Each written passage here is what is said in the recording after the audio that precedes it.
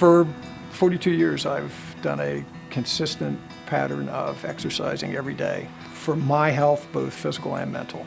This is Stephen Graham's morning routine. Right now I'm doing 7.5 miles a day, that's a little over 52 miles a week, and pretty much every day. He is so consistent. There's not a day goes by that he doesn't get out there and run. What also became consistent in Stephen's life was making several trips to the bathroom at night. I am getting up 2 and 3 times a night, and so that's interrupting your sleep. It's almost a hard topic to talk about, but it's annoying. It's annoying, and also you sit back and think it's not normal, it's not natural, something's wrong. So I probably prodded him a bit to go get something done or checked out. So Stephen made an appointment with the urology department at Penn State Health. He actually really came and saw our urology practice because of urinary tract symptoms. At that point, had a discussion with us regarding all the elements of what could be causing his symptoms, the importance of prostate health, the importance of obtaining a PSA to determine is this just an enlarged prostate, or is this potentially an enlarged prostate associated with prostate cancer as well. At the time, Stephen's PSA was slightly higher than normal.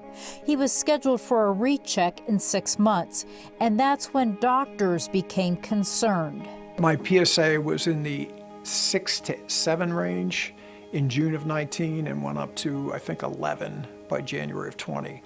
So it had gone up dramatically, and that's when they did a biopsy and an MRI. So his biopsy showed several areas of intermediate risk prostate cancer. My wife Susie and I sat down and met with Dr. Raman, and he gave us the 2 different options, which basically boiled down to radiation or extraction. I knew what I wanted him to do, but it's not something that I could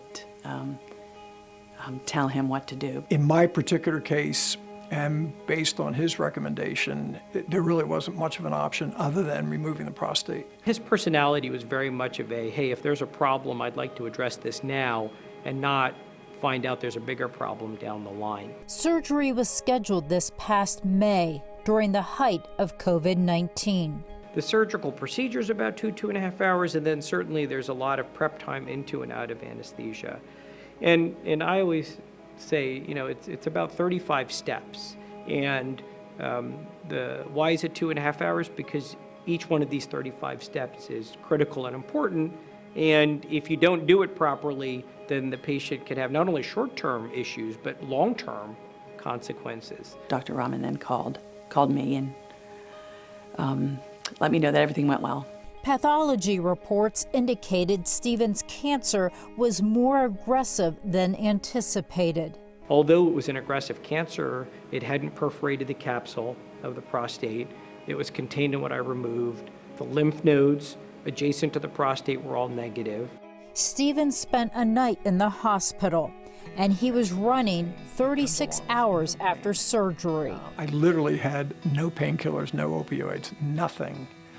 And the only medications were just to make sure there wasn't any, infection in my system, and that was it. It's hardly even a blip on the screen. I mean, it's amazing to think back, what could have been, but and all is well, and we thank the Lord for that. I feel great. I'm a living, walking advertisement for get your test. If the test tells you to get it removed, get it removed. Don't fiddle around with it.